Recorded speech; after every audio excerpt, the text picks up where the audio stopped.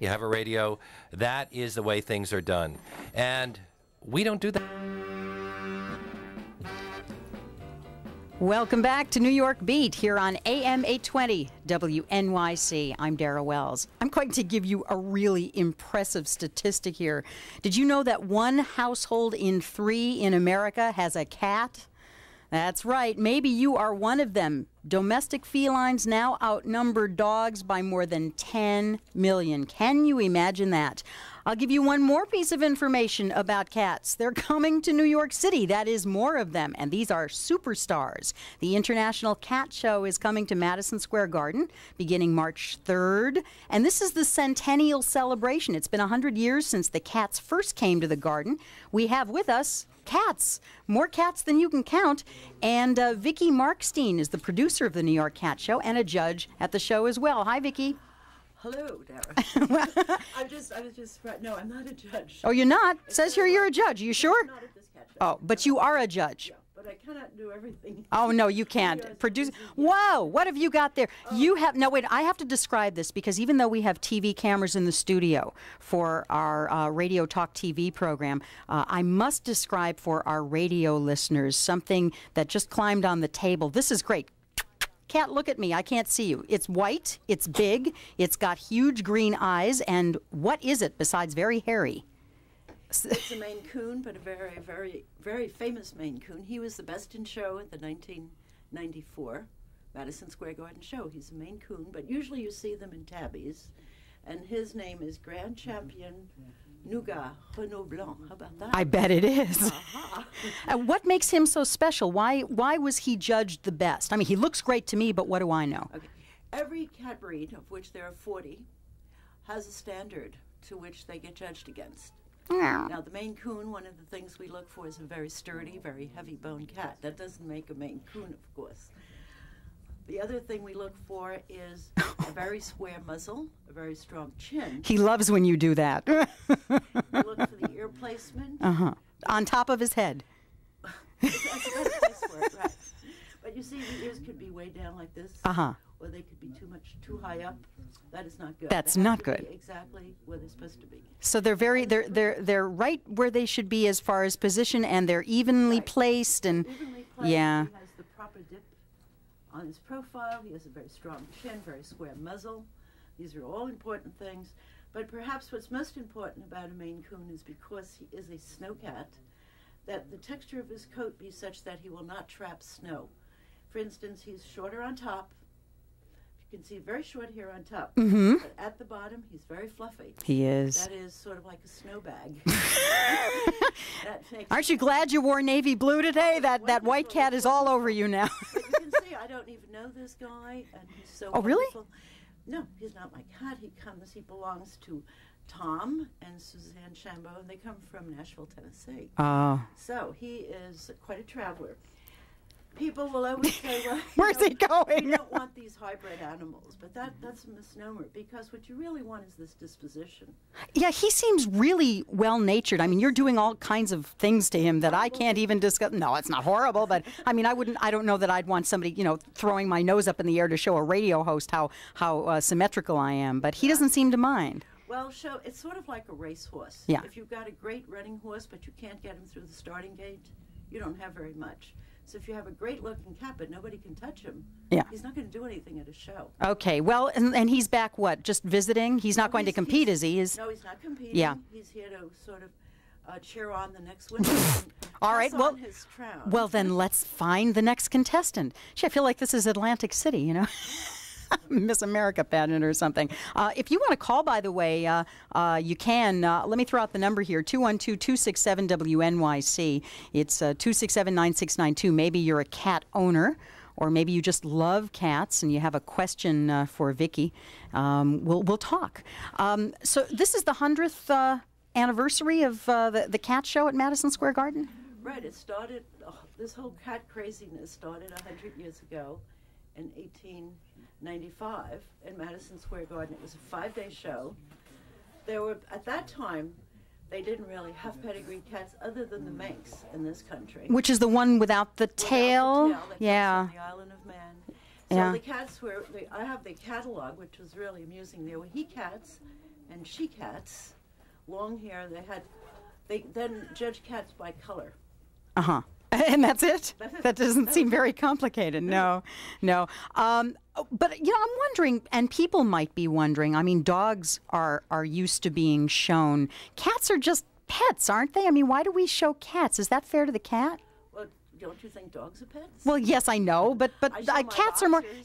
Yeah, that's none of my business. But no, but cats are. I mean, they're What do I want to say? They're haughty. Dogs are like kind of lovable and stupid. You roll them around, they don't care. But cats are like they seem like such proud animals. Don't they dislike being shown and manipulated? Some do. Yeah, you're absolutely right. Yeah. But those who do will not go anymore. I see. They stay home. They don't win many competitions. Okay, who have you got now? This is a black Oriental Shorthair. That's the other extreme of the more.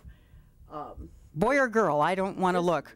This is a boy. A boy? Okay. He's a kitten. He's very young. You're kidding. And he looks about as close to a panther as you can. Yeah, that is a gorgeous animal. And he is a loud animal. Oh, maybe that's not. Oh, I see. That's another cat. Gee, they're all over the place in this studio.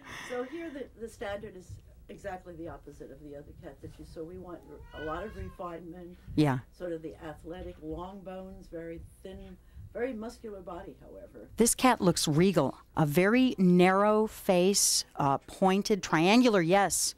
Wow. And big ears. Big ears. And you don't want a fluffy tail. Now, you see, if you want a long, slinky body, the last thing you want... I do. I do, and he can eat all he wants. People I hate this animal. They're bred for high metabolism the way we'd all love to be. Yeah, right. But, that's... Cat, you've got my dream bod. Right. Oh, he is beautiful. He really is. He's like jet black. There's no... And he's playing with... Hey, that's expensive equipment. Don't play with that microphone. He's playing with the ball over the mic. That's okay. Windscreen, cat. Okay, so get lost. So you can see already that his disposition is more gregarious than most people will meet up and say, gee, I could never do that with my cat. Well, you could if you were bred for it, and he was also used to being handled a lot with the kittens. Oh, this one. This I love. This is a Siamese. Well, this one I understand is for sale. Yes, there will be lots of cats for sale. She's beautiful. This is a she. Okay, and she is snow white, and her points, which is her nose, her ears. I know all about this because I grew up with Siamese cats. We had nothing but Siamese cats. And none of them looked this good, believe me. Well, the Siamese were very, very popular as you were growing up, and yeah. I was growing up, even you were growing up after me. But they were very popular, and somehow they fell out of popularity. It's not that they have fallen out of popularity, but they are not what used to see at cat shows. Used to see 100 or 200 Siamese. Now if you see 10 or 15. And I think the reason is that there are lots of new breeds. Well, I was going to say, a Siamese cat used to be very exotic. Right. And no longer. Special. Right. No longer. Now they're almost a rare breed. The cats we had, the Siamese, had great dispositions. They were very friendly. Yeah, they had somehow a bad reputation. Yeah. Don't know why, other than... well, they sound like babies when they cry. They sound human. The movie called The Lady and the Tramp had given the Siamese a very bad name. And I remember when my children were growing up, they got a comic book that said, get those nasty Siamese away from the beaver. Oh, no, they're great animals. Great animals. They're very demanding. They can be nerve-wracking. If you want an animal that's not in your way, don't get a Siamese. Oh, no, they're everywhere. They're all the time. They crawl in bed with you. They scream at you when you come in the door. Let you know that you've left. Yes, you left them alone for 20 minutes. How dare you? Okay, let's take calls for you now. Vicki Markstein, the producer of the New York Cat Show, 212-267-WNYC. And we're going to bring another cat up here while we take a phone call. And this is David in New York. Hi, David. Hi. Yeah, I'm thinking about getting a cat, but I just want to make sure, I'd like some advice on how I can make sure that, it's not obvious as far as smell is concerned when people come by that have a cat. Vicki, you can just put those headphones right on your head. He wants to make sure that people don't know he has a cat when they come into the apartment, if you know what I mean, like smells and stuff. Where's that cat going? We've got a cat crawling around the studio here, David. Don't mind me. Yes, David, the very first thing to do is to change your litter tray quite frequently. Not yours, David, the cat's. Kitty cat's litter tray. Sorry, I couldn't resist. No, that's very good. Well, would I have to do that every day, though? Probably not, but then you can put some, You can get baking soda and put it at the bottom of your kitty litter. They have these wonderful clumpable litters now, where you just, it sort of gets into a ball and you just have a scooper and you just throw it away. Okay. If you come to the cat show at Madison Square Garden, there's a new product out that I've been testing that actually works quite well. It's a little electric, it's perfectly ecologically safe. It's a little motor that you put on top of the of your litter tray, and it absorbs the odors out through your window. It's a very easy contraption that actually works. David, there is a gorgeous Siamese cat for sale here. I'm not kidding. This cat is elegant looking. You interested? Can we name the price on the air? Well, I guess it's open. Sure. Yeah, it's $500. Oh, that's great. It went down. When I asked, it was $600. That's because my friend didn't want to sell it. I see. If you talk to her, it may be $3,000. I see. This cat is gorgeous. David, by the way, if people want to buy cats, is there a number that they can call? Well, no, they have to come to the cat show. And again, this the is breeders themselves. See, Oh. good breeders don't just sell cats. They want to interview you. It's almost like adopting a baby, look. making sure this cat is right for you and you're right for the cat.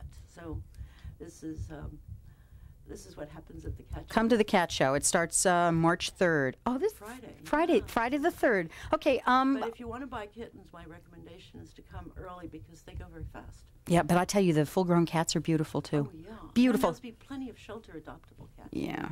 Yeah, I understand that Bite-A-Wee is involved. Bite-A-Wee's involved, Yeah. lots of other shelters. That's great. Okay. Who's your friend there, Vicki? Well, this friend lives in New York, and I knew it. Terrible manners on that cat. Yes. she was checking